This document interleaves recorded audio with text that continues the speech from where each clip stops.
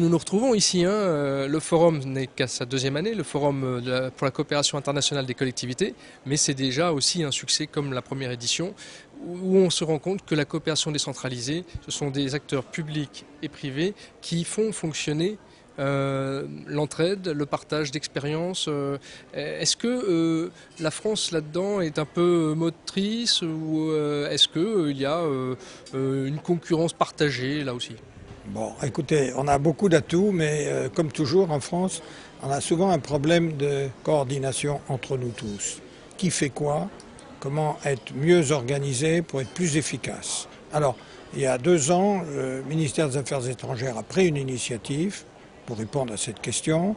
Et nous avons monté, on m'a sollicité, puisque j'étais très engagé dans les questions urbaines et dans les questions de coopération, on m'a demandé de présider un groupe de travail sur l'offre française en matière de coopération urbaine. On s'est ciblé sur l'urbain, qui est quand même un des grands défis, comme vous l'imaginez, dans le monde, et notamment dans les pays émergents. On a travaillé 1 an avec tout ce que la France comporte comme expertise privée publique, et des grandes sociétés aussi, des grandes entreprises, et on a mis au point un document qui exprime de manière assez claire quel est le sens de notre offre en matière de coopération urbaine.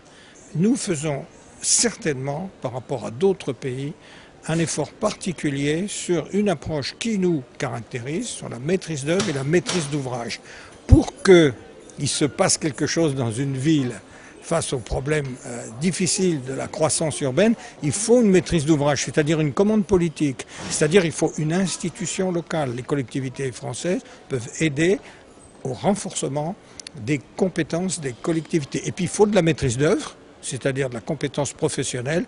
Donc notre proposition, c'est articuler la commande politique des villes, c'est-à-dire l'appui institutionnel, comme on dit souvent, et la maîtrise d'œuvre, c'est-à-dire la compétence.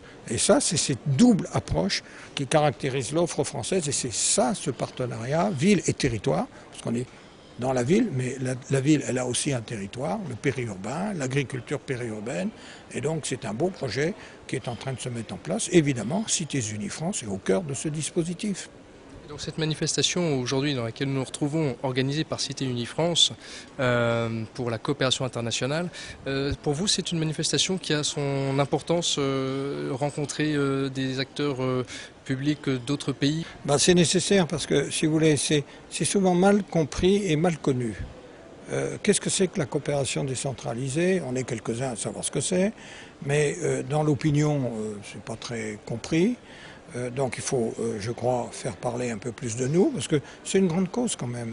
C'est toute la France dans ses collectivités, c'est-à-dire son aménagement du territoire, ses services publics, cette relation de la démocratie locale avec les citoyens. C'est toute cette France-là qu'on ouvre sur le monde. Et on pourrait dire que nous sommes, on ne va pas dire qu'on est les meilleurs, mais c'est vrai, historiquement, la France a été porteur de cette démarche. Pourquoi? Parce qu'il y a l'Afrique. Parce qu'il y avait, disons, l'époque coloniale où nous étions très présents en Afrique.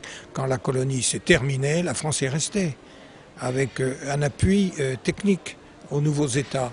Et la coopération décentralisée, elle est née aussi après la guerre, avec une utopie, abattre les frontières, rouvrir les partenariats entre les pays à travers les collectivités. C'est un grand mouvement historique, politique, et puis il y a eu cette histoire africaine de la France.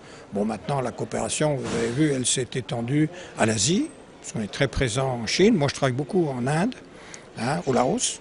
J'ai une coopération exemplaire avec une ville du Laos, sous l'égide de l'UNESCO, parce que nous avons été appelés par l'UNESCO, compte tenu de nos compétences en matière de secteurs sauvegardés, de politique des centres historiques. Et nous avons développé des coopérations magnifiques sur ce thème. Notamment, l'Inde nous demande notre expertise dans ce domaine. Donc c'est une belle histoire. Alors moi je pense que ça, ce sont des réunions très importantes. D'ailleurs, elles sont fréquentées, on voit, par beaucoup de monde.